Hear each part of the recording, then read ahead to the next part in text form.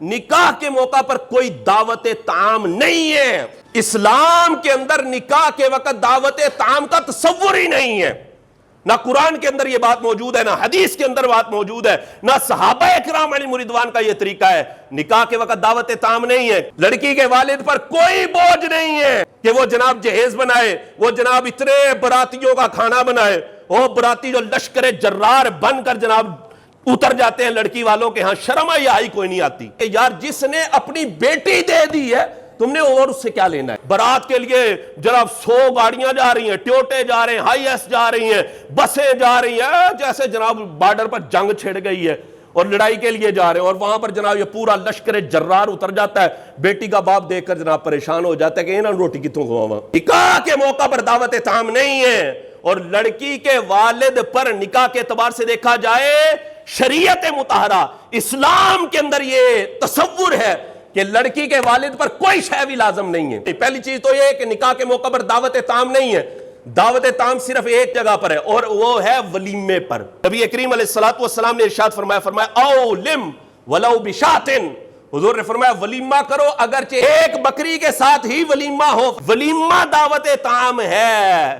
نکاح کے موقع پر دعوت طعام نہیں ہے. ہم نے بڑا بوجھ ڈال دیا یقین کریں. پھر جہیز والی نحوست یہ پتہ نہیں کہاں سے نکل آئی ہے جناب.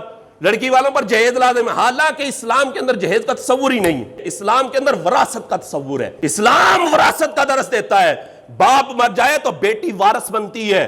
بیٹے کو جتنا حصہ دیا جاتا ہے بیٹی کو اس کا آدھا دینا لازم ہوتا ہے. لیکن ہم جہیز دے کر ہم کہتے لیتی یہ خوش رہی ہیں اور کوئی شے منگی نا اے پرا نے تیرے نہ کو کی لینا ہے تو اے لے جا بس اے تیرا. یہ ہندوانہ طریقہ ہے کیونکہ ہندوؤں کے ہاں وراثت ہوتی کوئی نہیں تھی.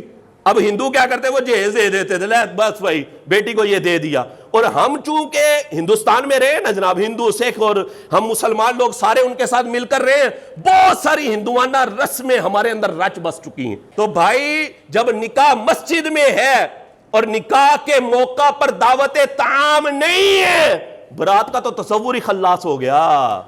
یہ برات والا کہاں سے سسٹم آ گیا؟ اتنی بڑی برات لے کر لشکر جرار لے کر بیٹی والوں کے ہاں اتر جاتے ہو. شرم حیا ہونی چاہیے. صرف چند افراد جائیں، زیادہ سے زیادہ 4 سے 5 افراد جائیں. نکاح ہو، نکاح کرنے کے بعد رخصتی ہو، بیٹی کو گھر لائیں اور اگلے دن ولیمہ کیا جائے. وہ ہے دعوت طعام. لڑکے پر خرچہ لازم ہے، لڑکی والوں پر کوئی خرچہ لازم نہیں ہے. شریعت یہ کہتی ہے، اسلام یہ کہتا ہے نہ جہیز دینا لازم ہے، نہ دعوت طعام کھانا وانا پکانا لازم ہے، نہ کوئی اور چیز بیٹی والوں پر لازم نہیں ہے. لڑکے پر لازم ہے، اس کا گھر بس رہا ہے. شریعت کہتی ہے لڑکا کیمار دے گا. لڑکے پر لازم ہے کہ وہ اپنی بیوی کو سکنا یعنی رہائش کے لیے کوئی مکان یا کوئی کمرہ دے. یہ لڑکے پر لازم ہے. پھر لڑکے پر لازم ہے نان و نفقہ دینا، خرچہ دینا. یہ لڑکے پر لازم ہے. پھر ولیمہ کرنا یہ بھی لڑکے پر لازم ہے. لڑکی والوں پر کوئی شے بھی لازم ہے نہیں.